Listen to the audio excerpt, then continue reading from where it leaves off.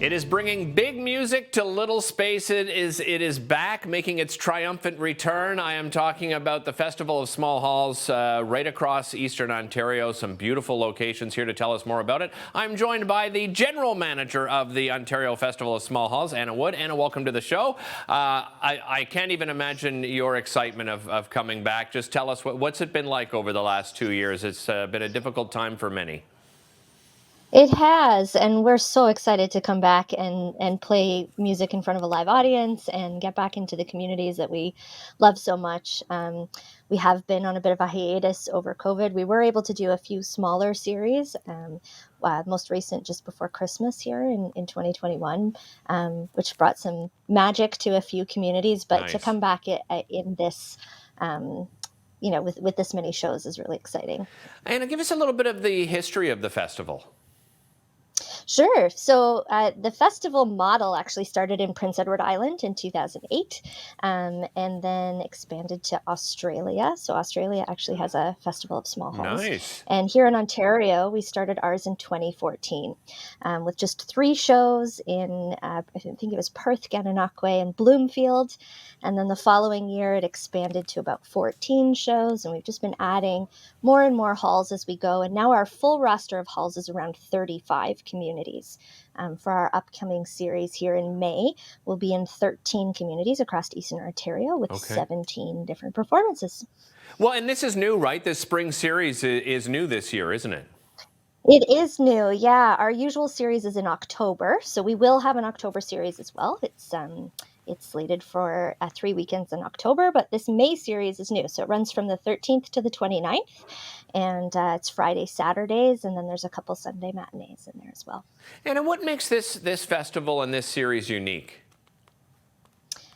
I think it's the heart of these performances. You get to see artists that you don't usually see in small venues like that. Like they're usually playing larger concert halls here in the city or down in Right. Toronto, and to be able to see a high caliber artist like that in a small space where there may only be 100 to 200 seats is really special.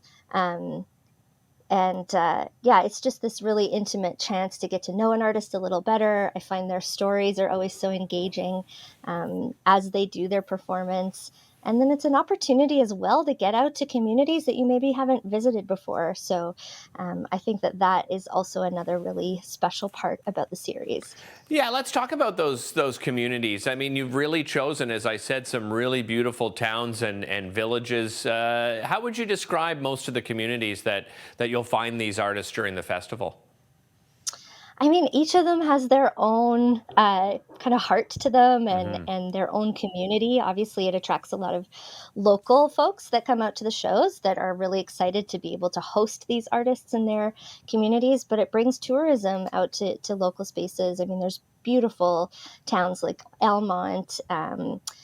Brockville. We're out in Prescott this year for the first time in a couple of years. Anywhere down in the Rideau Lakes region is just gorgeous. It's like Yeah. a wonderful little day trip to get out there.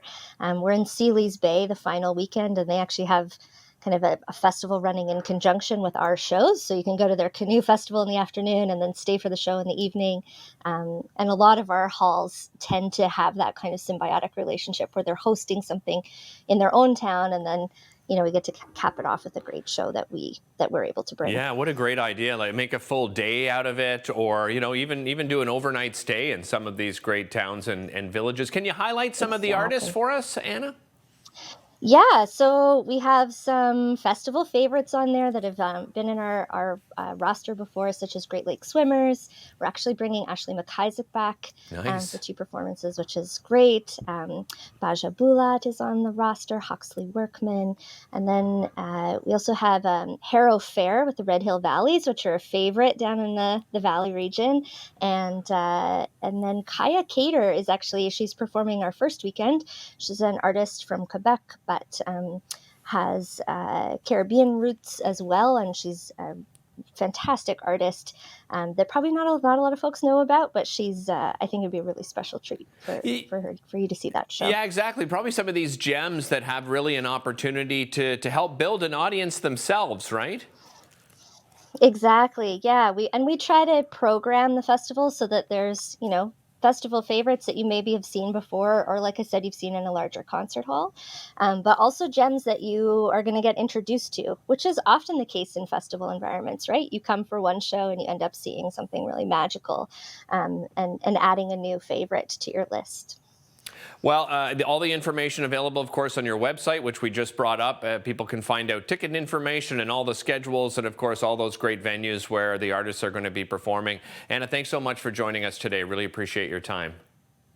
Thank you so much. You're very welcome. And welcome back, by the way, to the festival, and welcome back to all those fabulous artists. Don't go away, because coming up after the break, we'll tell you about the Children's Aid Foundation of Ottawa's virtual event, a fantastic virtual event raising funds, of course, for a great cause here in our community. We'll be back with more right after this.